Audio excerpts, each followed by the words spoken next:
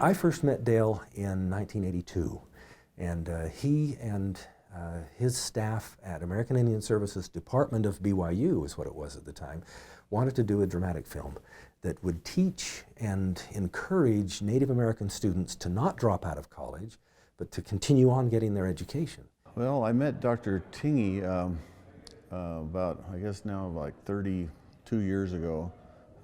It's been a heck of a long time, but how it got started was President Kimball, prophet of the Mormon Church, he said, "This is your calling, for you to help the Native Americans." And Dale asked him, how long? President Kimball said, "Well, not forever, just until you die." And so Dale has taken that to heart. And now he's in his 90s, and his whole heart and soul has been devoted to Native American needs. He would rather ask for forgiveness than permission. He's a good pilot. Obviously, any old pilot's a good one. Have I had any close calls with Dale? There are a lot of stories about Dale Tingey flying an airplane. He was a World War II fighter pilot. There are stories that a number of different people will express about one of them flying through a power line, and I was with him when that occurred. Honestly, I believe he has had angels watching out for him while he's been flying. Seriously.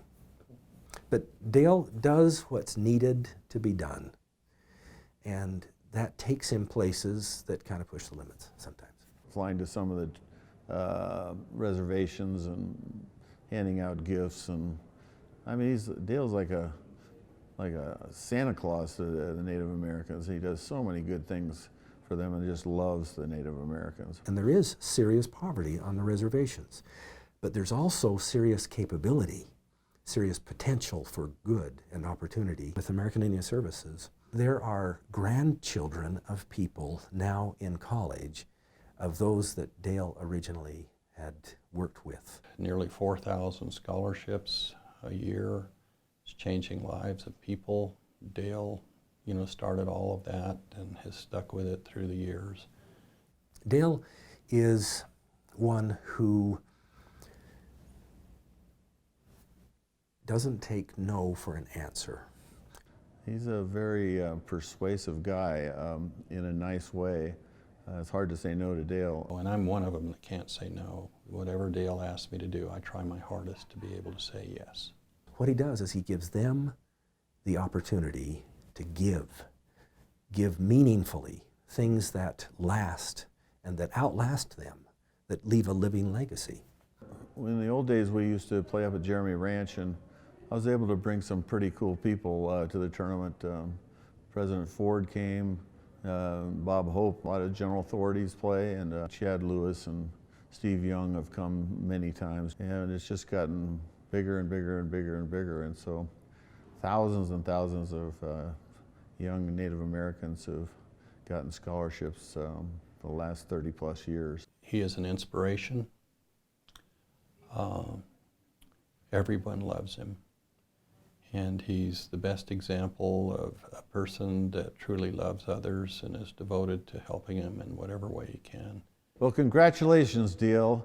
It's been great working with you all these years, becoming a great friend of yours. I'm very thankful for Dale Tingey, especially for his kindness that he showed me. I want to thank Brother Tingey for giving all of us students the opportunity to receive this scholarship. Thank you, Dale, for everything that you do.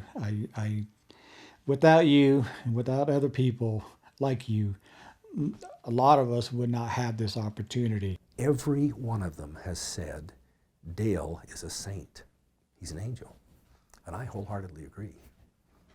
He is the finest example you'll find anywhere of a person who sees a need and steps up to answer that need. And he has done it on a major scale. People will be inspired by his legacy of service to want to continue the kind of work that Dale Tingey's been involved in for decades. So thank you, Dale. Thank you for what you've done.